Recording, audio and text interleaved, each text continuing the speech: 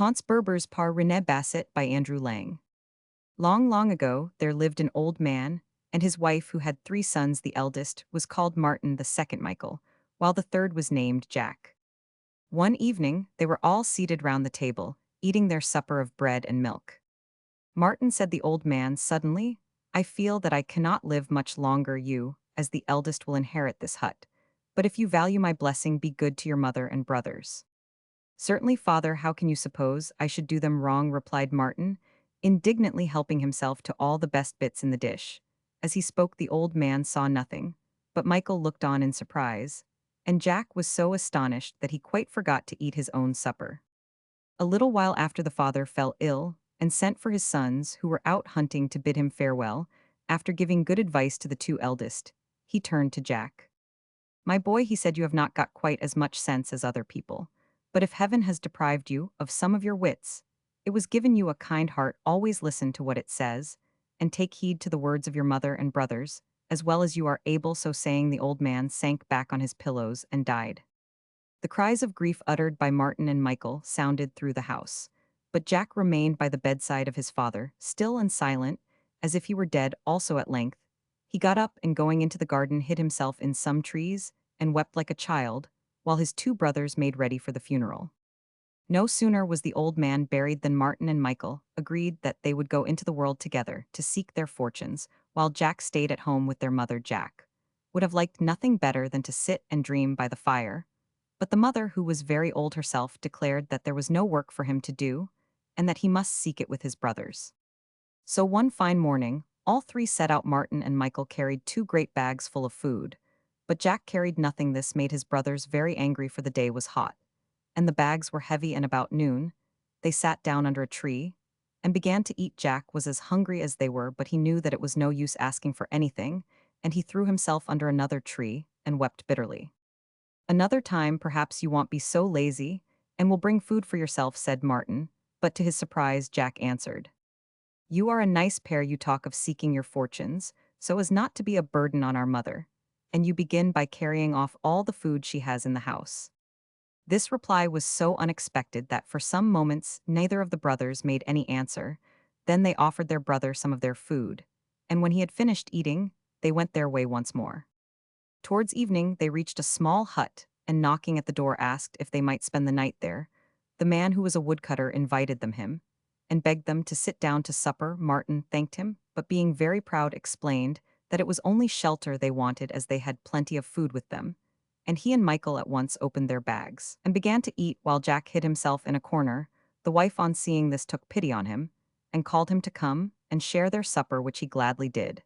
And very good he found it. At this, Martin regretted deeply that he had been so foolish as to refuse, for his bits of bread and cheese seemed very hard when he smelt the savory soup his brother was enjoying. He shan't have such a chance again, thought he, and the next morning he insisted on plunging into a thick forest where they were likely to meet nobody. For a long time they wandered hither and thither, for they had no path to guide them, but at last they came upon a wide clearing, in the midst of which stood a castle. Jack shouted with delight, but Martin, who was in a bad temper, said sharply, We must have taken a wrong turning, let us go back. Idiot, replied Michael, who was hungry too, and like many people when they are hungry, very cross. Also, we set out to travel through the world, and what does it matter if we go to the right or to the left? And without another word took the path to the castle, closely followed by Jack, and after a moment by Martin likewise. The door of the castle stood open, and they entered a great hall, and looked about them. Not a creature was to be seen. And suddenly Martin did not know why, felt a little frightened. He would have left the castle at once, but stopped when Jack boldly walked up to a door in the wall, and opened it. He could not for very shame be outdone by his younger brother, and passed behind him into another splendid hall, which was filled from floor to ceiling with great pieces of copper money. The sight quite dazzled Martin and Michael, who emptied all the provisions that remained out of their bags, and heaped them up instead with handfuls of copper. Scarcely had they done this when Jack threw open another door, and this time it led to a hall filled with silver. In an instant, his brothers had turned their bags upside down, so that the copper money tumbled out onto the floor, and were shoveling in handfuls of the silver. Instead, they had hardly finished when Jack opened yet a third door, and all 3 fell back in amazement, for this room as a mass of gold so bright that their eyes grew sore as they looked at it. However, they soon recovered from their surprise, and quickly emptied their bags of silver, and filled them with gold instead, when they would hold no more. Martin said. We had better hurry off now lest somebody else should come, and we might not know what to do, and followed by Michael. He hastily left the castle. Jack lingered behind for a few minutes to put pieces of gold, silver, and copper into his pocket, and to eat the food that his brothers had thrown down in the first room. Then he went after them, and found them lying down to rest in the midst of a forest. It was near sunset, and Martin began to feel hungry, so, when Jack arrived, he bade him return to the castle, and bring the bread and cheese that they had left there. It is hardly worth doing that, answered Jack, for I picked up the pieces and ate them myself. At this reply, both brothers were beside themselves with anger, and fell upon the boy, beating him, and calling him names till they were quite tired. Go where you like, cried Martin with a final kick, but never come near us again, and poor Jack ran weeping into the woods. The next morning his brothers went home, and bought a beautiful house, where they lived with their mother like great lords. Jack remained for some hours in hiding, thankful to be safe from his tormentors. But when no one came to trouble him and his back did not ache so much, he began to think what he had better do. At length, he made up his mind to go to the cast and take away as much money with him as would enable him to live in comfort for the rest of his life. This being decided, he sprang up and set out along the path which led to the castle. As before, the door stood open, and he went on till he had reached the hall of gold, and there he took off his jacket and tied the sleeves together so that it might make a kind of bag. He then began to pour in the gold by handfuls, when all at once a noise like thunder shook the castle. This was followed by a voice hoarse as that of a bull, which cried, I smell the smell of a man, and two giants entered. So, little worm, it is you who steal our treasures, exclaimed the biggest. Well, we have got you now, and we will cook you for supper. But here the other giant drew him aside, and for a moment or two they whispered together. At length the first giant spoke. To please my friend, I will spare your life on condition that for the future you shall guard our treasures. If you are hungry, take this little table, and rap on it, saying as you do so, the dinner of an emperor, and you will get as much food as you want. With a light heart Jack promised all that was asked of him, and for some days enjoyed himself mightily. He had everything he could wish for, and did nothing from morning till night, but by and by he began to get very tired of it all. Let the giants guard their treasures themselves, he said to himself. At last I am going away, but I will leave all the gold and silver behind me, and will take naught but you, my good little table. So, tucking the table under his arm, he started off for the forest, but he did not linger there long, and soon found himself in the fields on the other side. There he saw an old man who begged Jack to give him something to eat. You could not have asked a better person, answered Jack cheerfully, and signing to him to sit down with him under a tree, he set the table in front of them and struck it 3 times, crying, The dinner of an emperor. He had hardly uttered the words when fish and meat of all kinds appeared on it. That is a clever trick of yours, said the old man, when he had eaten as much as he wanted. Give it to me in exchange for a treasure I have, which is still better. Do you see this cornet? Well, you have only to tell it that you wish for an army, and you will have as many soldiers as you require. Now, since he had been left to himself, Jack had grown ambitious, so after a moment's hesitation, he took the cornet and gave the table in exchange. The old man bade him farewell, and set off down one path while Jack chose another. And for a long time he was quite pleased with his new possession. Then, as he felt hungry, he wished for his table back again, as no house was in sight, and he wanted some supper badly. All at once he remembered his cornet, and a wicked thought entered his mind. 200 hussars forward, cried he, and the neighing of horses and the clanking of swords were heard close at hand. The officer who rode at their head approached Jack, and politely inquired what he wished them to do. A mile or two along that road, answered Jack, you will find an old man carrying a table. Take the table from him, and bring it to me. The officer saluted and went back to his men, who started at a gallop to do Jack's bidding. In 10 minutes they had returned bearing the table with them. That is all, thank you, said Jack, and the soldiers disappeared inside the cornet. Oh, what a good supper Jack had that night, quite forgetting that he owed it to a mean trick the next day. He breakfasted early, and then walked on towards the nearest town. On the way thither, he met another old man who begged for something to eat. Certainly, you shall have something to eat, replied Jack, and placing the table on the ground, he cried, The dinner of an emperor, when all sorts of food dishes appeared. At first the old man ate quite greedily, and said nothing.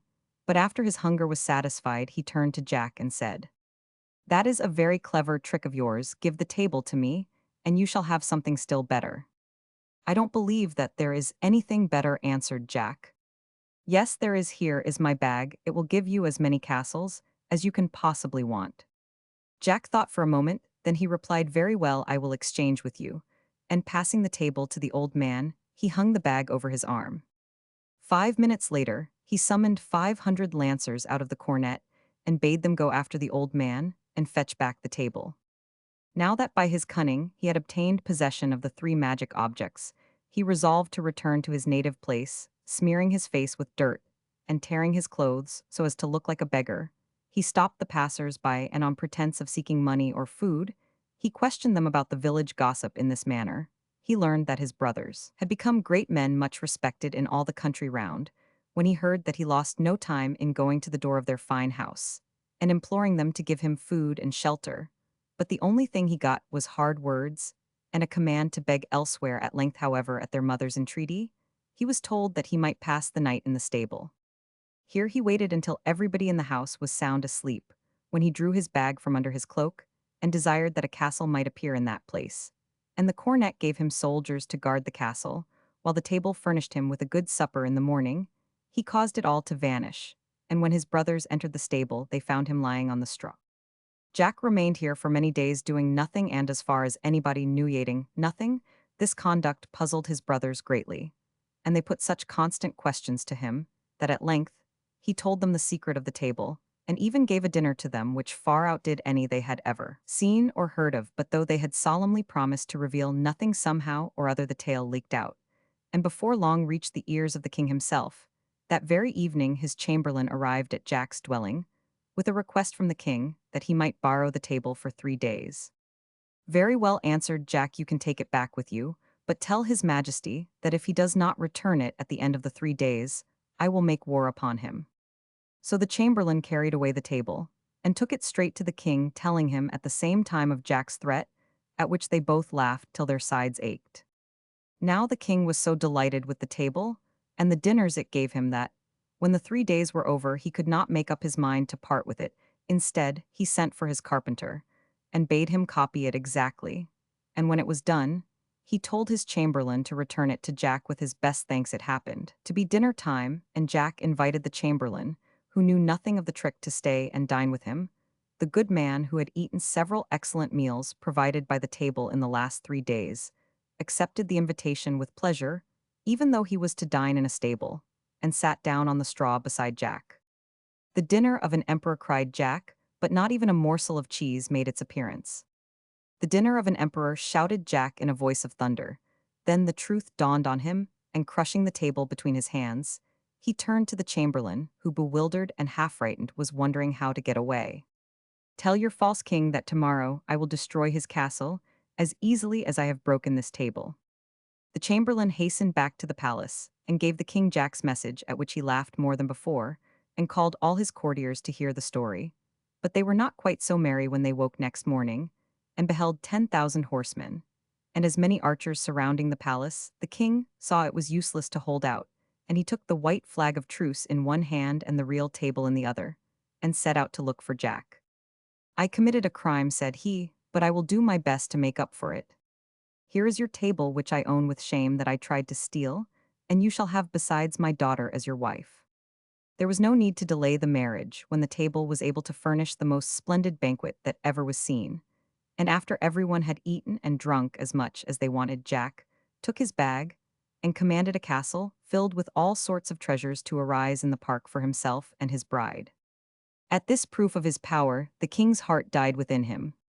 "Your magic is greater than mine," he said, "and you are young and strong, while I am old and tired. Take therefore the scepter from my hand and my crown from my head, and rule my people better than I have done." So at last Jack's ambition was satisfied. He could not hope to be more than king, and as long as he had his cornet to provide him with soldiers, he was secure against his enemies. He never forgave his brothers for the way they had treated him, though he presented his mother with a beautiful castle, and everything she could possibly wish for. In the center of his own palace was a treasure chamber, and in this chamber the table, the cornet and the bag were kept as the most prized of all his possessions, and not a week passed without a visit from King John. To make sure they were safe, he reigned long and well, and died a very old man beloved by his people. But his good example was not followed by his sons, and his grandsons. They grew so proud that they were ashamed to think that the founder of their race had once been a poor boy, and as they and all the world could not fail to remember it, as long as the table, the cornet, and the bag were shown in the treasure chamber, one king more foolish than the rest thrust them into a dark and damp cellar. For some time the kingdom remained, though it became weaker and weaker every year that passed. Then one day, a rumor reached the king that a large army was marching against him. Vaguely, he recollected some tales he had heard about a magic cornet which could provide as many soldiers as would serve to conquer the earth, and which had been removed by his grandfather to a cellar. Thither he hastened that he might renew his power once more. And in that black and slimy spot he found the treasures indeed. But the table fell to pieces as he touched it in the cornet. There remained only a few fragments of leathern belts which the rats had gnawed, and in the bag nothing but broken bits of stone. And the king bowed his head to the doom that awaited him, and in his heart cursed the ruin wrought by the pride and foolishness of himself and his forefathers.